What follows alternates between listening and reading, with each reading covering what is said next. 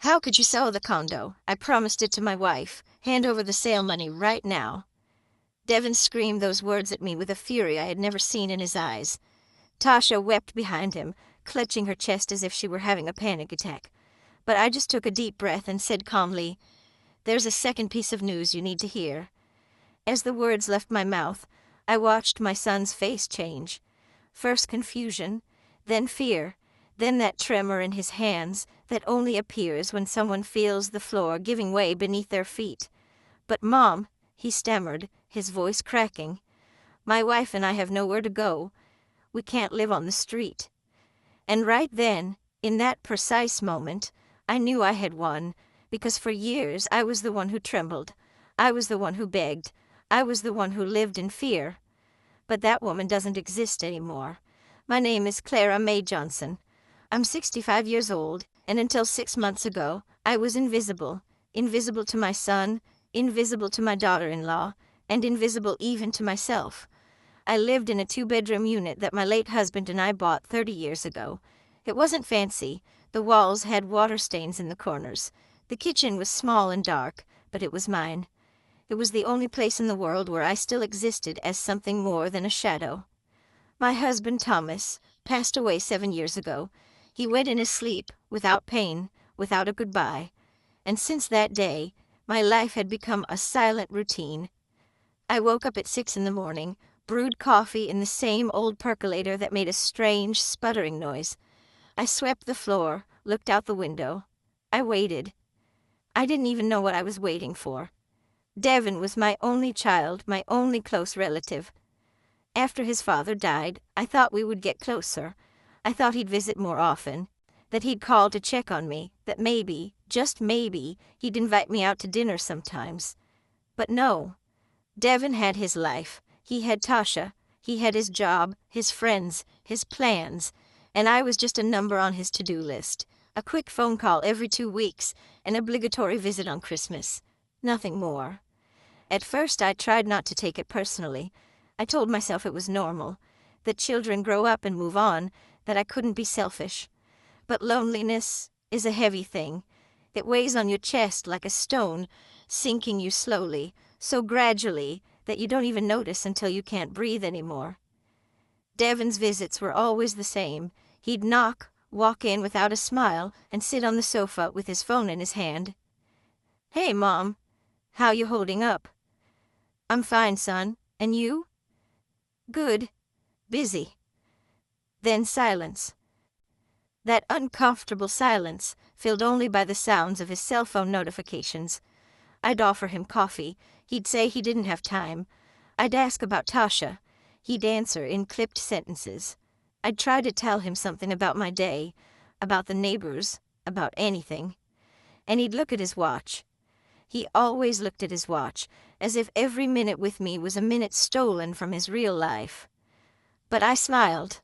I always smiled, because he was my son, and a mother doesn't give up. A mother keeps trying, even when it hurts, even when she's invisible. Tasha was different, or at least she seemed to be at first. When Devin first brought her home, she smiled a lot. She hugged me, called me Mama Clara in a sweet voice, and brought me cheap flowers from the supermarket.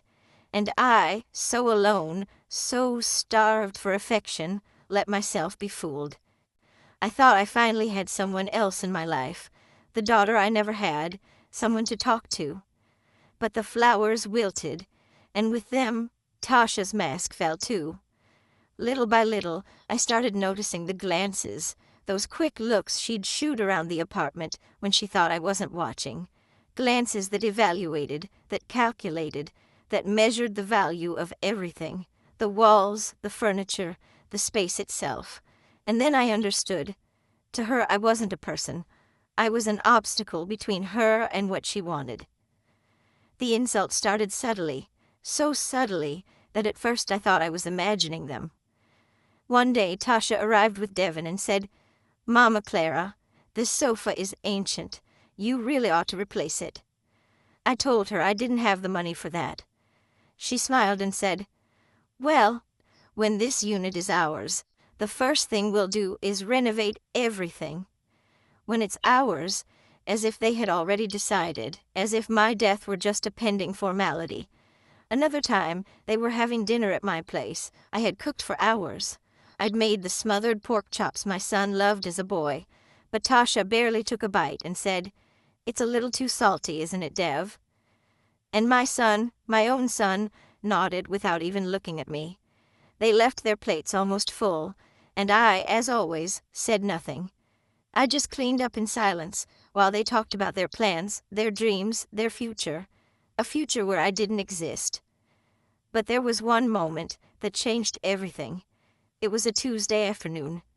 I was in the bathroom when I heard Devin and Tasha arrive. They hadn't told me they were coming. I heard their voices in the living room, and something in the tone made me freeze. It made me listen. "How much do you think this place is worth?" Tasha asked. "I don't know, maybe $280,000, Devin replied. "With that, we could put the down payment on a real house, a big one." Tasha's voice was filled with excitement. "But your mom won't sell, will she, Devin?" He laughed, a dry, chilling laugh. "Nah, but she's not going to live forever. And when she goes, this place is mine. It's all the inheritance I've got." Tasha sighed, relieved. "Thank goodness, because honestly, I don't know how much longer I can pretend to like her." I felt something shatter inside me, something that could never be repaired. I stayed in the bathroom, my hand over my mouth to keep silent. The tears fell freely, but they weren't tears of sadness. It was something deeper. It was the death of an illusion. The illusion that my son loved me, that I mattered to him even a little. When I finally came out, they were sitting on the sofa. Tasha smiled at me. "Mama Clara, what a surprise. We didn't know you were home." A lie. They knew perfectly well. They just didn't care. Devin didn't even look up. He was checking his phone. And I smiled again. I offered them coffee. They declined. They stayed for 10 more minutes and left. I sat down on that old sofa they despised so much and asked myself, when did I become this? Someone waiting for her own death just to stop being a bother? The hours passed slowly after they left. I stared at the ceiling, listening to the city noises, the passing cars, the distant voices, the wind hitting the window. And at some point between the darkness and the silence, I made a decision that would change everything. I wasn't going to keep waiting. I wasn't going to keep being invisible. I wasn't going to hand over my life to someone who was only waiting for me to die. For the first time in 7 years, I felt something close to rage, but it wasn't explosive rage. It was cold, calculated. It was the anger of someone who is finally waking up. The next morning, I woke up different. I don't know how to explain it. It was as if something inside me had hardened overnight, as if all the tears I'd shed had washed away something old and rotten, leaving space for something new, something stronger. I got up, made my coffee, but this time I didn't sit staring out the window like always. This time I took out an old notebook I had stored in a drawer and started writing. I wrote down everything I remembered, every insult, every hurtful word, every contemptuous look. I needed to see it. I needed to understand how blind I had been. And when I finished, I had filled 5 pages. 5 pages of proof that I hadn't imagined it, that I wasn't crazy, that they had genuinely reduced me to nothing. The humiliations didn't stop. They actually worsened. It was as if Devin and Tasha sensed I was changing and needed to remind me of my place. 2 weeks after the conversation I overheard, they came to visit again. This time, they brought news. "Mom," Devin said without even a greeting, "we need to talk about something important. Tasha and I are house hunting. We want to start a family, but everything is so expensive." I nodded. I said nothing. I just waited. Then Tasha spoke with that falsely sweet voice I hated so much. "Mama Clara, we know this unit is huge for just you. 2 bedrooms for 1 person. It's a waste, don't you think? You could live somewhere smaller, cozier, and maybe you could sell us this place. At a fair price, of course. A family price. A family price." The words sounded nice, but I knew what they meant. They meant they wanted me to give away my only asset, to hand over the home my husband and I had paid for with 30 years of hard work, just so they could start their lives without making sacrifices, without working hard like we did. I took a deep breath and